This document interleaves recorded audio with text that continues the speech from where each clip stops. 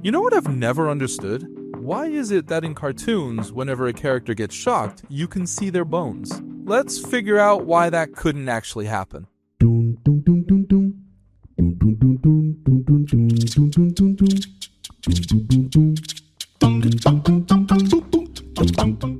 Welcome, students and curious folks. My name is Tariq, and today we continue with the nervous system, part 2. We're going to talk about the synapses in our body.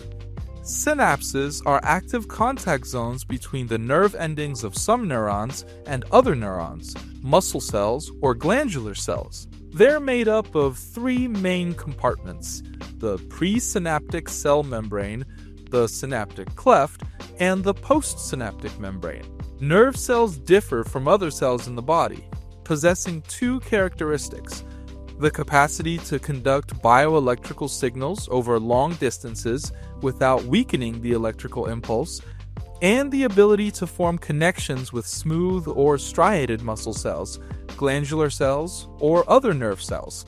These connections, which are called synapses, allow the cell to transmit responses to cardiac, smooth, and skeletal muscles, exocrine glands, and postsynaptic neurons through the release of specific chemical substances known as neurotransmitters. Synapses can be of 2 types: chemical or electrical.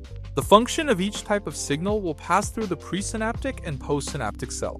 Let's start with electrical synapses. They transmit information instantly from one cell to another, like a direct transfer of electrical current between the presynaptic and postsynaptic cells. They are particularly useful when speed and precision and impulse transmission are crucial, such as in cardiac muscle and smooth muscle. If you don't remember this, there will be a lesson on the muscular system soon.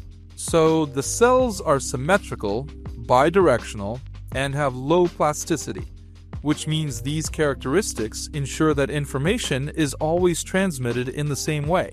When there's an action potential in one neuron, it's replicated in the next one without any change. Don't go electrocuting yourself to try to improve this. Now, chemical synapses are much more complex because they use neurotransmitters, which mediate a chemical signal from a presynaptic cell, cross the synaptic cleft, and reach the postsynaptic cell.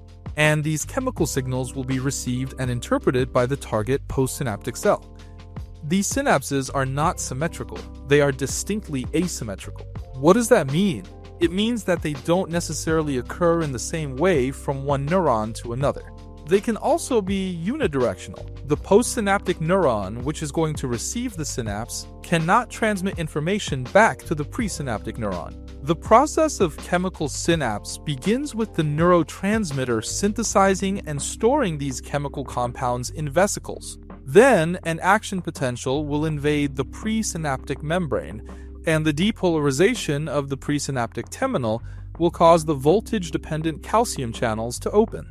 Next, calcium will flow in through these channels, and this calcium will cause the vesicles to fuse with the plasma membrane. With that, the neurotransmitter is released into the synaptic cleft through exocytosis. The neurotransmitters will specifically bind themselves to the receptors on the postsynaptic membrane, subsequently resulting in the opening and closing of postsynaptic channels. Following this specific process, the postsynaptic current causes excitatory or inhibitory postsynaptic potentials, which will significantly alter the excitability of the postsynaptic cell. Finally, the vesicular membrane will be retrieved from the plasma membrane. Remember that both excitatory and inhibitory synapses will be covered in another lesson. These neurotransmitters, which are transmitted from cell to cell, are relatively small and simple molecules. They can be released and secreted by different neurotransmitters. Every one of these brain chemicals works in fairly widespread but highly specialized regions within each brain, and they will have different effects depending on exactly where they are activated. Just so you have an idea, there are about 60 neurotransmitters that have already been identified and classified into 4 categories: the cholines, of which acetylcholine is the most important; the biogenic amines, which are serotonin, histamine, and the catecholamines, which are dopamine and norepinephrine. The specific amino acids, which are glutamates and aspartates, are widely recognized and well-known excitatory transmitters, whereas, on the other hand, GABA, glycine, and taurine are inhibitory transmitters, and the neuropeptides, which are formed by longer chains of amino acids, like a small protein molecule. And we know there are more than 50 of them that can occur in the brain, and many of them are involved in the modulation or transmission of neural information.